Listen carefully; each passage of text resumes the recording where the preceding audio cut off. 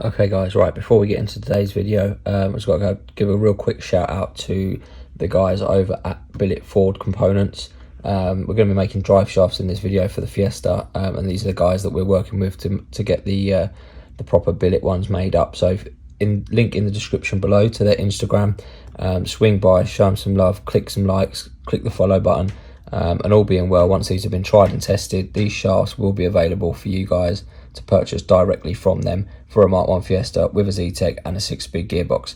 So yeah, without further ado, let's get into the video. Welcome back. Yet another evening down the garage. Monday night. Tonight was supposed to be live stream first start of said engine. Unfortunately, if you follow me on my Instagram, you'll know there was a bit of an issue with the ECU. Originally, obviously the ECU was built for a standard Z-Tech coil pack, which would have gone there. They trigger on a negative ground, so basically it sends a signal to ground when it triggers each side of the coil pack. These new Toyota Denso coils, they use a 0.5 volt positive signal and have a permanent earth. ECU wasn't configured for that, so I had to send it off, get it configured. Anyway, it is now on its way back. It's all been sorted out by Phil at Extra EFI, as always, spot on service. So that's in the post now, on its way back. Should hopefully have it back tomorrow, which means I can fit it for Wednesday, and then hopefully, yeah, live stream next Monday. Fingers crossed, we'll see. But not wasting time, I'm not going to sit around tonight. I am going to tonight put together drive shafts for under there. Now, I've got to do this laying down, and I forgot to bring my extra light down with me because I'm an idiot. So it might be a bit dark whilst we're filming down there, but we'll do our best. We can use like the light on the camera and that hopefully doesn't glare too much. And we'll go on there. But yeah, basically in the back of the car, I'll go get them out in a second. I've got about 8 different drive shafts, a couple of ST171s, a couple of Mk1 Fiesta ones, and a couple of Mk2 Fiesta ones. Basically what we're going to do is cut them up to the right lengths, weld them together in the middle, test them lengthwise, twisty round wise, make sure they all fit, no knocks, etc, etc. And then they're going to be shipped off to Billet Ford Components, who do billet drive shafts basically. So it's going to use my prototype ones that we're going to make up this evening to make up some real nice billet hardened steel shafts, which fingers crossed shouldn't be able to break. So we'll see. I mean, certainly not going to break on this engine, because this engine is going to, if we're lucky, it might see 250 horsepower before it lets the rod go. But obviously, like I've said many times before, that's not the long-term engine. That's kind of just for us to get the car on the road, have a bit of fun, test that the setup works, etc. And then big built motor, built gearbox, see how far we can go. So yeah, right, I'm going to stop chatting, roll the intro. I'm going to get the shafts out the car, and we'll get under there somewhere and do some bits.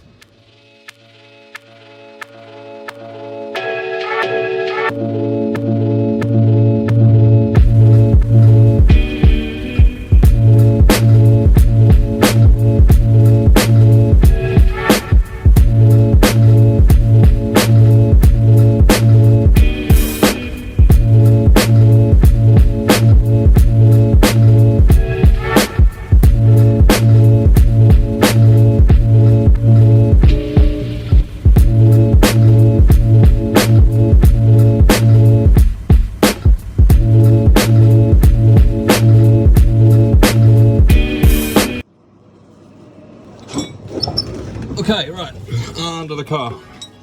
First thing I've got to do is put the intermediate shaft in, which is going to go obviously in that end of the gearbox there, and bolts up to these 3 here. So I've got the intermediate mount, which is going to go, it goes that way around, so like that. So let's get some bolts.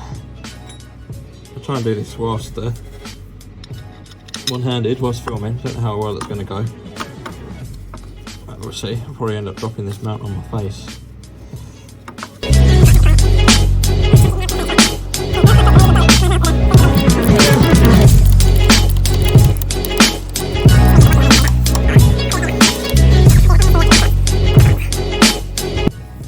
let's get my intermediate shaft out, which is here. I've got a really sore elbow at the moment. Not sure what that's for. I'll let you decide. I'm sure there'll be a few puns. Right, that's in.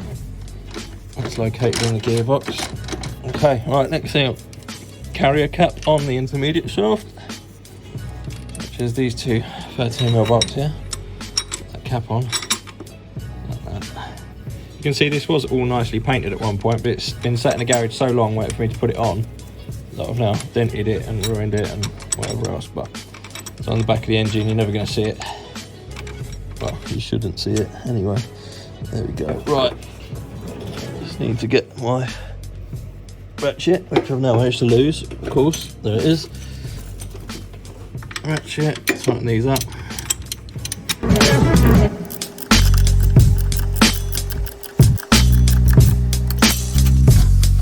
Lovely. That's close, isn't it? Oh, look at that. It fits though, which is all that matters. Right, intermediate shaft is in. The next bit's going to be a bit easier because I'm going to be up in there in a minute, not underneath the car. So, roll myself out from underneath there. Ignore the big oily patch from the brand new sump with a brand new gasket with all the brand new oil in it that's decided to leak all over my floor because why wouldn't it? Oh, and I've just noticed as well, managed to chip the front of my car. Fresh paintwork, big chip in it. Oh well, I'll have to deal with that at some point, or ignore it. Then you can't see it. Actually, to be fair, I was going to get a splitter for the front of here, so that would cover it up. Problem solved. Well, hey, right, back to the matter at hand. Okay, yeah, so there's my selection of shafts. If only they were all as long and hard as that, eh? Pun intended. Right, in here we have got, at the moment I've just bolted a bolt all the way through to hold my bearings together whilst I was rolling the car around without any shafts in. So next thing is to unbolt this, unbolt that, and put a shaft in the hole. Yeah, so right, I'm gonna get this wheel off and then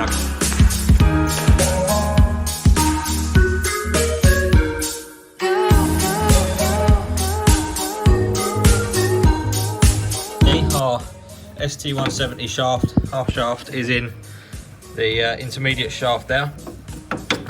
Taking it out of the bolt and everything out of there so that I can get the other shaft in. So what I need to do now is like mark that there somewhere.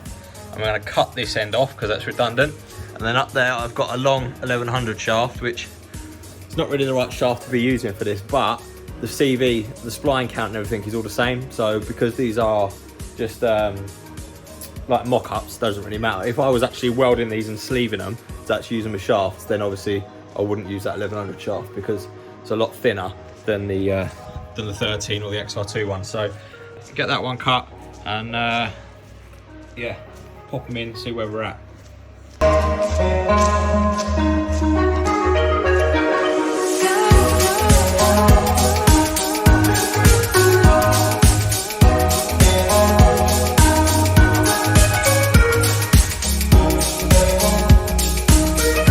Shafts down. They were decidedly harder to cut than I anticipated. I know they're hardened steel and all that, but I wasn't actually expecting, if I'm honest with you, I wasn't actually expecting the ST170 shafts to be solid. I was expecting it to just be like a really thick gauge tube, but obviously I was wrong. Anyway, cut through those, so I cut that end off of there, cut that end off of there, and now I've got my two halves here. Inside half, outside half. So now I've pretty much just got to clean these two inside edges up, ready for welding. Going to put a clean edge on this, put a little bevel on that. Go ham at them with the blowtorch there to get some heat into the shafts. And I'm just going to MIG weld the fucker for now. I'll probably just put 4 tacks in it, stick it in and make sure it's somewhere like true. Obviously it hasn't got to be perfect because it is only a mock-up shaft for like length, etc. Obviously the ones that get made up from billet Ford will obviously be true because they'll be turned down on lathe. So yeah, let's get those cleaned up, get them welded up, and we'll see if it fits. And then if that fits and all is good, we move on to the next side, which, you know, it's just the same process over again. So yeah, let's crack on. Okay, right, got a couple of tack welds on it for now. Hopefully you guys are going to see. I'm going to try and put it on a bipod like that. So yeah, I got the couple of tack welds on it there, you can see. I've just popped it in the joint here at this end. It's not, obviously not completely true. You can see it's, you know, it's got quite a bit of a bow in it, but for what we're doing here, like I say, it doesn't really matter because, you know, lengthwise, that's that. So I've got I'm about halfway into the cup at the back there, which is where I should be, so that when the suspension goes up, obviously it can go in, and when the suspension comes down, it can come out. And this is obviously fully unloaded suspension, so if I spin this, you know, I can push this all the way back, and also I've got no track rods on at the top here, so I can move this like literally to the limits of the ball joint to test this out, and then obviously the track rods will like reduce that movement some. So you can see, trying to do this here now. So you can see if I go full back that way, give it a spin, yeah, it all seems to move really freely. Back the other way, give it a spin, all moves nice and freely. Next thing I'm going to do is get the jack, which is next to it actually.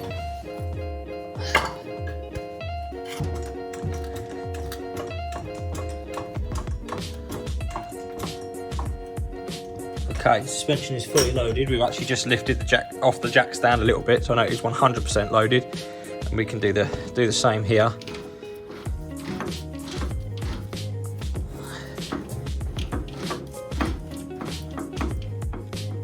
It is knocking there. Okay, that's just because that joint's knackered. That's fine. It's not actually hitting anything.